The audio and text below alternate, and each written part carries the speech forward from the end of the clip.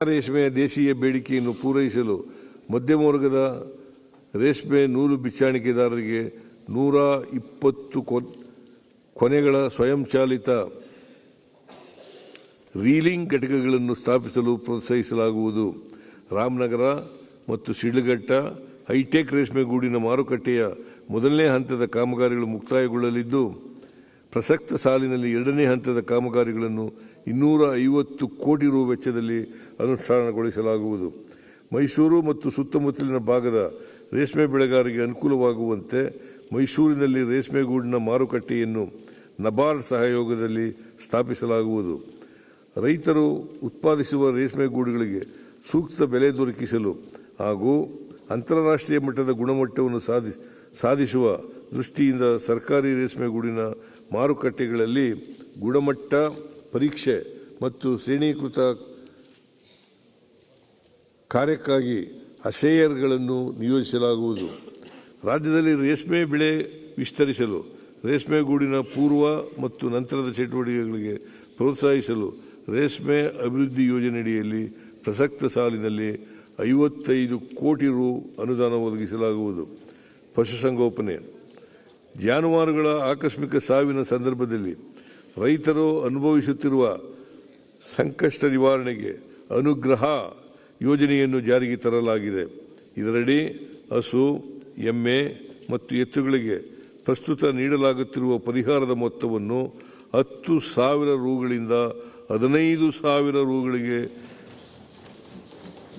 ಕುರಿ ಮೇಕೆಗಳಿಗೆ ನೀಡಲಾಗುತ್ತಿರುವ ಮೊತ್ತವನ್ನು 5,000 ರುಗಳಿಂದ 7,500 ರುಗಳಿಗೆ ಹಾಗೂ 3 ರಿಂದ 6 ತಿಂಗಳ ಕುರಿ ಮೇಕೆ ಮರಿಗಳಿಗೆ ನೀಡಲಾಗುತ್ತಿರುವ ಮೊತ್ತವನ್ನು 3,500 ರುಗಳಿಂದ 5,000 ರುಗಳಿಗೆ ಹೆಚ್ಚಿಸಲಾಗುವುದು.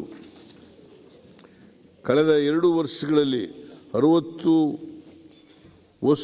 ಹೊಸ ಪಶು ಚಿಕಿತ್ಸಾಲಯಗಳನ್ನು ಪ್ರಾರಂಭಗೊಳಿಸಲಾಗಿದ್ದು, 2025-26ನೇ ಸಾಲಿನಲ್ಲಿ 50 ನೂತನ ಪಶು ಚಿಕಿತ್ಸಾಲಯಗಳನ್ನು ಪ್ರಾರಂಭಿಸಲಾಗುವುದು. 25-26ನೇ ಸಾಲಿನಲ್ಲಿ 100 ಪಶು ವೈದ್ಯಕೀಯ ಸಂಸ್ಥೆಗಳ ನೂತನ ಕಟ್ಟಡಗಳನ್ನು ನಬಾರ್ಡ್ ಸಹಯೋಗದೊಂದಿಗೆ ನಿರ್ಮಿಸಲಾಗುವುದು. ಅಮೃತ್ ಮಹಲ್ ಕಾವಲುಗಳಲ್ಲಿನ ಭೂ ಒತ್ತುವರಿ ತಡೆಯಲು ಹಾಗೂ ಅಮೃತ್ ಮಹಲ್ ರಾಸುಗಳಿಗೆ ಮೇವು ಲಭ್ಯವಾಗುವಂತೆ ಮಾಡಲು ಅರಣ್ಯ ಇಲಾಖೆ ಹಾಗೂ ನರೇಗಾ ಸಹಯೋಗದೊಂದಿಗೆ ಮೇಲಿನ ಮರಗಳ ನಿಡುತೋಪು ಅಭಿವೃದ್ಧಿಗೊಳಿಸಲಾಗುವುದು.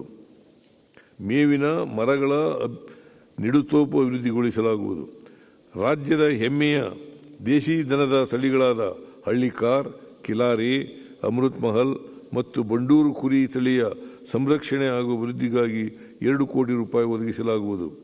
ಆಧುನಿಕ ಕುರಿ ಸಾಕಾಣಿಕೆ ಪದ್ಧತಿಗಳು ಮತ್ತು ನೈಸರ್ಗಿಕ ವಿಕೋಪಗಳ ಸಂದರ್ಭದಲ್ಲಿ ಅನುಸರಿಸಬೇಕಾದ ಮುಂಜಾಗ್ರತಾ ಕ್ರಮಗಳ ಕುರಿತು ವಲಸೆ ಕುರಿಗಾರರಿಗೆ ಕರ್ನಾಟಕ ಪಶುವೈದ್ಯಕೀಯ ಹಾಗೂ ಮೀನುಗಾರಿಕೆ ವಿಜ್ಞಾನಗಳ ವಿಶ್ವವಿದ್ಯಾಲಯದ ಸಹಯೋಗದಲ್ಲಿ ತರಬೇತಿ ನೀಡಲಾಗುವುದು. ನಮ್ಮ ಸರ್ಕಾರವು ಅಸ್ತಿತ್ವಕ್ಕೆ ಬಂದ ನಂತರ ನಂದಿನಿ ಬ್ರ್ಯಾಂಡ್ನ ಮಾರುಕಟ್ಟೆಯನ್ನು ವಿಸ್ತರಿಸಿ ರಾಷ್ಟ್ರೀಯ ಮತ್ತು ಅಂತಾರಾಷ್ಟ್ರೀಯ ಮಟ್ಟದಲ್ಲಿ ರಾರಾಜಿಸುವಂತೆ ಮಾಡಿದೆ. 2024-25ನೇ ಸಾಲಿನಲ್ಲಿ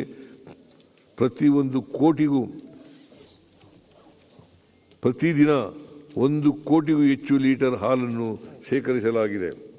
ಮೀನುಗಾರಿಕೆ ರಾಜ್ಯದ ಮತ್ಸ್ಯ ಸಂಪತ್ತಿನ ರಕ್ಷಣೆಯೊಂದಿಗೆ ಸುಸ್ಥಿರ ಮೀನುಗಾರಿಕೆ ಹಾಗೂ ಮೀನುಗಾರರ ಆರ್ಥಿಕ ಅಭಿವೃದ್ಧಿಗೆ ಉತ್ತೇಜನ ನೀಡಲು ಮೀನುಗಾರಿಕಾ ನೀತಿಯನ್ನು ರೂಪಿಸಲಾಗುವುದು. ಮಂಗಳೂರಿನಲ್ಲಿರುವ ಮೀನುಗಾರಿಕೆ ಕಾಲೇಜಿನ ಪ್ರಸ್ತುತ ನಿಗದಿಪಡಿಸಿರುವ ವಿದ್ಯಾರ್ಥಿಗಳ ಸಂಖ್ಯಾಬಲವನ್ನು ದ್ವಿಗುಣಗೊಳಿಸಲಾಗುವುದು. ಕರಾವಳಿ ಜಿಲ್ಲೆಗಳಲ್ಲಿನ ಮೀನುಗಾರಿಕೆ ಕೊಂಡಿ ರಸ್ತೆಗಳನ್ನು ನಬಾರ್ಡ್ ಸಹಯೋಗದೊಂದಿಗೆ ಅಭಿವೃದ್ಧಿಪಡಿಸಲು 30 ಕೋಟಿ ರು ಒದಗಿಸಲಾಗುವುದು.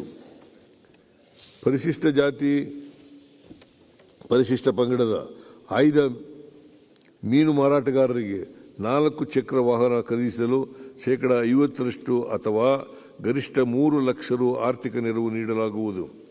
ರಾಜ್ಯದಲ್ಲಿ ನೋಂದಣಿಯಾಗಿರುವ ಮೋಟರೀಕೃತ ದೋಣಿಗಳಲ್ಲಿ 15 ವರ್ಷ ಕಾಲಾವಧಿ ಮೀರಿರುವ ಹಳೆಯ ಇಂಜಿನ್ಗಳನ್ನು ಬದಲಾಯಿಸಿ ಹೊಸ ಇಂಜಿನ್ ಖರೀದಿಸಲು 50% 1 ಲಕ್ಷ ಮಿತಿ ಒಳಪಟ್ಟು ನೀಡಲಾಗುವುದು. ಪ್ರವಾಸಿಗರಿಗೆ ರುಚಿಯಾದ ಪೌಷ್ಟಿಕ ಮೀನು ಖಾದ್ಯಗಳನ್ನು ಒದಗಿಸಲು ಮೈಸೂರಿನಲ್ಲಿ ಹೈಟೆಕ್ ಮತ್ಸ್ಯ ದರ್ಶಿನಿಯನ್ನು ಪ್ರಾರಂಭಿಸಲಾಗುವುದು. ಮಲ್ಪೆ ಮೀನುಗಾರಿಕಾ ಬಂದರಿನ ವಾಹನ ದಟ್ಟಣೆ ನಿರ್ವಹಿಸಲು ಮಲ್ಟಿ ಲೆವೆಲ್ ಪಾರ್ಕಿಂಗ್ ವ್ಯವಸ್ಥೆಯನ್ನು ಸಾರ್ವಜನಿಕ ಖಾಸಗಿ ಸಹಭಾಗಿತ್ವದಲ್ಲಿ ನಿರ್ಮಿಸಲಾಗುವುದು. ಆಳ ಸಮುದ್ರ ಮೀನುಗಾರಿಕೆಯನ್ನು ಪ್ರೋತ್ಸಾಹಿಸಲು ಪ್ರಸ್ತುತ ಇರುವ ಮೀನುಗಾರಿಕೆ ದೋಣಿಗಳ ಉದ್ದದ ಮಿತಿಯನ್ನು ಸಡಿಲಿಸಲು ಕ್ರಮ ವಹಿಸಲಾಗುವುದು. ರೇಷ್ಮೆಯ ದೇಶೀಯ ಬೇಡಿಕೆಯನ್ನು ಪೂರೈಸಲು ಮಧ್ಯಮ ವರ್ಗದ ರೇಷ್ಮೆ ನೂಲು ಬಿಚ್ಚಾಣಿಕೆದಾರರಿಗೆ 120 ಕೊನೆಗಳ ಸ್ವಯಂಚಾಲಿತ ರೀಲಿಂಗ್ ಘಟಕಗಳನ್ನು ಸ್ಥಾಪಿಸಲು ಪ್ರೋತ್ಸಾಹಿಸಲಾಗುವುದು. ರಾಮನಗರ ಮತ್ತು ಶಿಡ್ಲಘಟ್ಟ ಹೈಟೆಕ್ ರೇಷ್ಮೆಗೂಡಿನ ಮಾರುಕಟ್ಟೆಯ ಮೊದಲನೇ ಹಂತದ ಕಾಮಗಾರಿಗಳು ಮುಕ್ತಾಯಗೊಳ್ಳಲಿದ್ದು, ಪ್ರಸಕ್ತ ಸಾಲಿನಲ್ಲಿ 2ನೇ ಹಂತದ ಕಾಮಗಾರಿಗಳನ್ನು 250 ಕೋಟಿ ರು ವೆಚ್ಚದಲ್ಲಿ ಅನುಷ್ಠಾನಗೊಳಿಸಲಾಗುವುದು. ಮೈಸೂರು ಮತ್ತು ಸುತ್ತಮುತ್ತಲಿನ ಭಾಗದ ರೇಷ್ಮೆ ಬೆಳೆಗಾರರಿಗೆ ಅನುಕೂಲವಾಗುವಂತೆ ಮೈಸೂರಿನಲ್ಲಿ ರೇಷ್ಮೆಗೂಡಿನ ಮಾರುಕಟ್ಟೆಯನ್ನು ನಬಾರ್ಡ್ ಸಹಯೋಗದಲ್ಲಿ ಸ್ಥಾಪಿಸಲಾಗುವುದು. ರೈತರು ಉತ್ಪಾದಿಸುವ ರೇಷ್ಮೆಗೂಡುಗಳಿಗೆ ಸೂಕ್ತ ಬೆಲೆ ದೊರಕಿಸಲು ಹಾಗೂ ಅಂತಾರಾಷ್ಟ್ರೀಯ ಮಟ್ಟದ ಗುಣಮಟ್ಟವನ್ನು ಸಾಧಿಸುವ ದೃಷ್ಟಿಯಿಂದ ಸರ್ಕಾರಿ ರೇಷ್ಮೆಗೂಡಿನ ಮಾರುಕಟ್ಟೆಗಳಲ್ಲಿ ಗುಣಮಟ್ಟ ಪರೀಕ್ಷೆ ಮತ್ತು ಶ್ರೇಣೀಕೃತ ಕಾರ್ಯಕ್ಕಾಗಿ ಅಶೇಯರ್ಗಳನ್ನು ನಿಯೋಜಿಸಲಾಗುವುದು. ರಾಜ್ಯದಲ್ಲಿ ರೇಷ್ಮೆ ಬೆಳೆ ವಿಸ್ತರಿಸಲು ರೇಷ್ಮೆಗೂಡಿನ ಪೂರ್ವ ಮತ್ತು ನಂತರದ ಚಟುವಟಿಕೆಗಳಿಗೆ ಪ್ರೋತ್ಸಾಹಿಸಲು ರೇಷ್ಮೆ ಅಭಿವೃದ್ಧಿ ಯೋಜನೆಯಡಿಯಲ್ಲಿ ಪ್ರಸಕ್ತ ಸಾಲಿನಲ್ಲಿ 55 ಕೋಟಿ ರು ಅನುದಾನ ಒದಗಿಸಲಾಗುವುದು. ಪಶುಸಂಗೋಪನೆ ಜಾನುವಾರುಗಳ ಆಕಸ್ಮಿಕ ಸಾವಿನ ಸಂದರ್ಭದಲ್ಲಿ ರೈತರು ಅನುಭವಿಸುತ್ತಿರುವ ಸಂಕಷ್ಟ ನಿವಾರಣೆಗೆ ಅನುಗ್ರಹ ಯೋಜನೆಯನ್ನು ಜಾರಿಗೆ ತರಲಾಗಿದೆ. ಇದರಡಿ ಹಸು, ಎಮ್ಮೆ ಮತ್ತು ಎತ್ತುಗಳಿಗೆ ಪ್ರಸ್ತುತ ನೀಡಲಾಗುತ್ತಿರುವ ಪರಿಹಾರದ ಮೊತ್ತವನ್ನು 10,000 ರೂಗಳಿಂದ 15,000 ರೂಗಳಿಗೆ, ಕುರಿ ಮೇಕೆಗಳಿಗೆ ನೀಡಲಾಗುತ್ತಿರುವ ಮೊತ್ತವನ್ನು 5,000 ರೂಗಳಿಂದ 7,500 ರೂಗಳಿಗೆ ಹಾಗೂ 3 ರಿಂದ 6 ತಿಂಗಳ ಕುರಿ ಮೇಕೆ ಮರಿಗಳಿಗೆ ನೀಡಲಾಗುತ್ತಿರುವ ಮೊತ್ತವನ್ನು 3,500 ರೂಗಳಿಂದ 5,000 ರೂಗಳಿಗೆ ಹೆಚ್ಚಿಸಲಾಗುವುದು. ಕಳೆದ 2 ವರ್ಷಗಳಲ್ಲಿ 60 ಹೊಸ ಪಶು ಚಿಕಿತ್ಸಾಲಯಗಳನ್ನು ಪ್ರಾರಂಭಗೊಳಿಸಲಾಗಿದ್ದು, 2025-26ನೇ ಸಾಲಿನಲ್ಲಿ 50 ನೂತನ ಪಶು ಚಿಕಿತ್ಸಾಲಯಗಳನ್ನು ಪ್ರಾರಂಭಿಸಲಾಗುವುದು.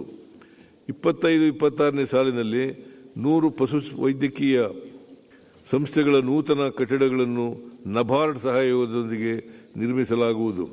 ಅಮೃತ್ ಮಹಲ್ ಕಾವಲುಗಳಲ್ಲಿನ ಭೂ ಒತ್ತುವರಿ ತಡೆಯಲು ಹಾಗೂ ಅಮೃತ್ ಮಹಲ್ ರಾಸುಗಳಿಗೆ ಮೇವು ಲಭ್ಯವಾಗುವಂತೆ ಮಾಡಲು ಅರಣ್ಯ ಇಲಾಖೆ ಹಾಗೂ ನರೇಗಾ ಸಹಯೋಗದೊಂದಿಗೆ ಮೇಲಿನ ಮರಗಳ ನಿಡುತೋಪು ಅಭಿವೃದ್ಧಿಗೊಳಿಸಲಾಗುವುದು. ಮೇವಿನ ಮರಗಳ ನಿಡುತೋಪು ಅಭಿವೃದ್ಧಿಗೊಳಿಸಲಾಗುವುದು. ರಾಜ್ಯದ ಹೆಮ್ಮೆಯ ದೇಶಿ ದನದ ತಳಿಗಳಾದ ಹಳ್ಳಿಕಾರ್, ಕಿಲಾರಿ, ಅಮೃತ್ ಮಹಲ್ ಮತ್ತು ಬಂಡೂರು ಕುರಿ ತಳಿಯ ಸಂರಕ್ಷಣೆ ಹಾಗೂ ಅಭಿವೃದ್ಧಿಗಾಗಿ 2 ಕೋಟಿ ರೂಪಾಯಿ ಒದಗಿಸಲಾಗುವುದು. ಆಧುನಿಕ ಕುರಿ ಸಾಕಾಣಿಕೆ ಪದ್ಧತಿಗಳು ಮತ್ತು ನೈಸರ್ಗಿಕ ವಿಕೋಪಗಳ ಸಂದರ್ಭದಲ್ಲಿ ಅನುಸರಿಸಬೇಕಾದ ಮುಂಜಾಗ್ರತಾ ಕ್ರಮಗಳ ಕುರಿತು ವಲಸೆ ಕುರಿಗಾರರಿಗೆ ಕರ್ನಾಟಕ ಪಶುವೈದ್ಯಕೀಯ ಹಾಗೂ ಮೀನುಗಾರಿಕೆ ವಿಜ್ಞಾನಗಳ ವಿಶ್ವವಿದ್ಯಾಲಯದ ಸಹಯೋಗದಲ್ಲಿ ತರಬೇತಿ ನೀಡಲಾಗುವುದು. ನಮ್ಮ ಸರ್ಕಾರವು ಅಸ್ತಿತ್ವಕ್ಕೆ ಬಂದ ನಂತರ ನಂದಿನಿ ಬ್ರ್ಯಾಂಡ್ನ ಮಾರುಕಟ್ಟೆಯನ್ನು ವಿಸ್ತರಿಸಿ ರಾಷ್ಟ್ರೀಯ ಮತ್ತು ಅಂತಾರಾಷ್ಟ್ರೀಯ ಮಟ್ಟದಲ್ಲಿ ರಾರಾಜಿಸುವಂತೆ ಮಾಡಿದೆ. 2024-25ನೇ ಸಾಲಿನಲ್ಲಿ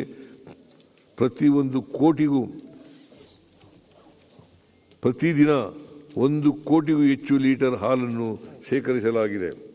ಮೀನುಗಾರಿಕೆ ರಾಜ್ಯದ ಮತ್ಸ್ಯ ಸಂಪತ್ತಿನ ರಕ್ಷಣೆಯೊಂದಿಗೆ ಸುಸ್ಥಿರ ಮೀನುಗಾರಿಕೆ ಹಾಗೂ ಮೀನುಗಾರರ ಆರ್ಥಿಕ ಅಭಿವೃದ್ಧಿಗೆ ಉತ್ತೇಜನ ನೀಡಲು ಮೀನುಗಾರಿಕಾ ನೀತಿಯನ್ನು ರೂಪಿಸಲಾಗುವುದು. ಮಂಗಳೂರಿನಲ್ಲಿರುವ ಮೀನುಗಾರಿಕೆ ಕಾಲೇಜಿನ ಪ್ರಸ್ತುತ ನಿಗದಿಪಡಿಸಿರುವ ವಿದ್ಯಾರ್ಥಿಗಳ ಸಂಖ್ಯಾಬಲವನ್ನು ದ್ವಿಗುಣಗೊಳಿಸಲಾಗುವುದು.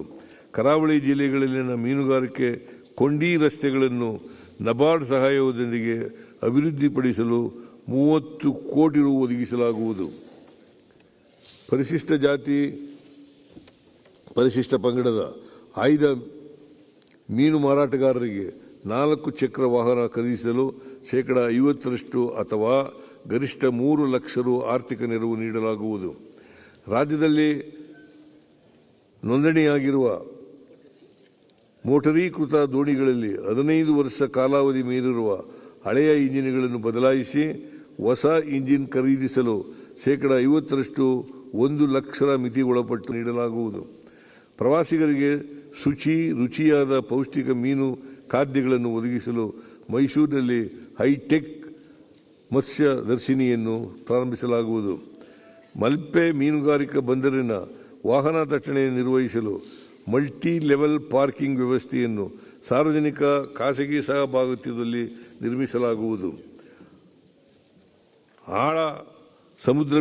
ಆಳ ಸಮುದ್ರ ಮೀನುಗಾರಿಕೆಯನ್ನು ಪ್ರೋತ್ಸಾಹಿಸಲು ಪ್ರಸ್ತುತ ಇರುವ ಮೀನುಗಾರಿಕೆ ದೋಣಿಗಳ ಉದ್ದದ ಮಿತಿಯನ್ನು ಸಡಿಲಿಸಲು ಕ್ರಮ ವಹಿಸಲಾಗುವುದು.